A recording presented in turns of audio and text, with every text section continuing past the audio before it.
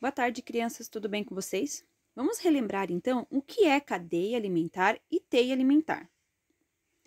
A cadeia alimentar é uma sequência de seres vivos em que um serve de alimento para o outro. Observe bem a imagem aí, ó. Coloquei uma sequência aí, né, de uma cadeia alimentar, tá? Existem diversas cadeias alimentares, né? Mas a gente vai colocar uma só para vocês não ficarem confusos, tá bom?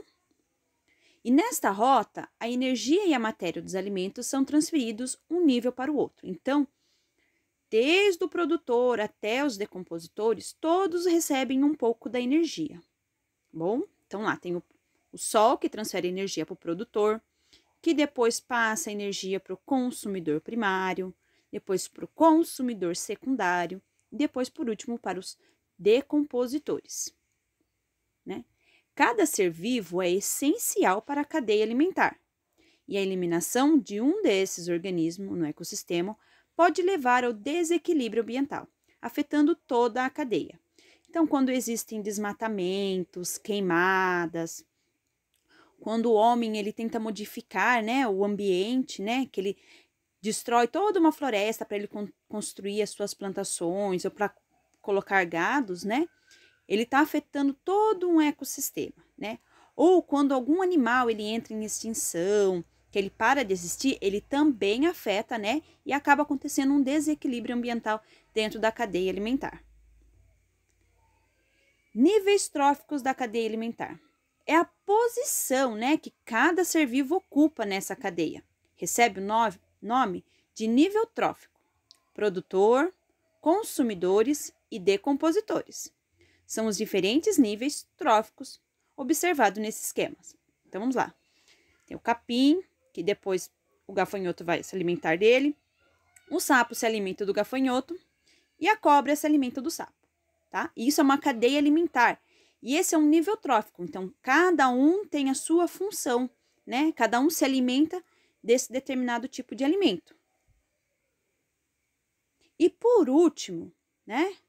Depois que o gafanhoto comeu o capim, o sapo comeu o gafanhoto, a cobra comeu o sapo, ou quando esses animais morrem antes mesmo de ser servidos de alimento, ele vai acabar acontecendo o quê? A decomposição, né? E ele acaba se transformando em fungos, né? E ele volta para o próprio ambiente onde está.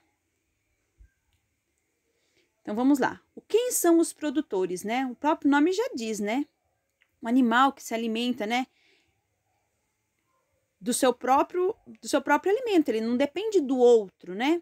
Que nem as plantas, as algas e alguns micro-organismos, tá? Eles se alimentam através da glicose e através da fotossíntese, tá?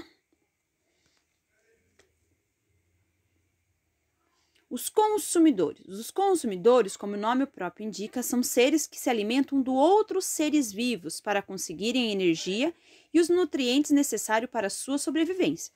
Então, ele sempre precisa do outro, ele não consegue se alimentar sozinho ou produzir o seu próprio alimento, né? Então, os consumidores primários são os herbívoros e parasitas de plantas verdes. A Pro colocou algumas imagens aí para vocês terem mais ou menos uma base de quem são os herbívoros, tá? Ou parasitas. Os consumidores secundários são os carnívoros, que se alimentam dos herbívoros. Os consumidores terciários são os carnívoros, que se alimentam dos consumidores secundários. E os consumidores quaternários são os carnívoros que se alimentam dos consumidores terciários. E os decompositores? Ele decompõe a matéria orgânica morta em inorgânica, num processo natural de reciclagem da matéria. Então, a planta morreu ou o animal morreu e ele vai se decompor, tá? Ele faz como se fosse uma reciclagem, o próprio ambiente faz isso. Cadeia alimentar. Então, numa cadeia alimentar, o nível trófico é a posição do organismo na cadeia.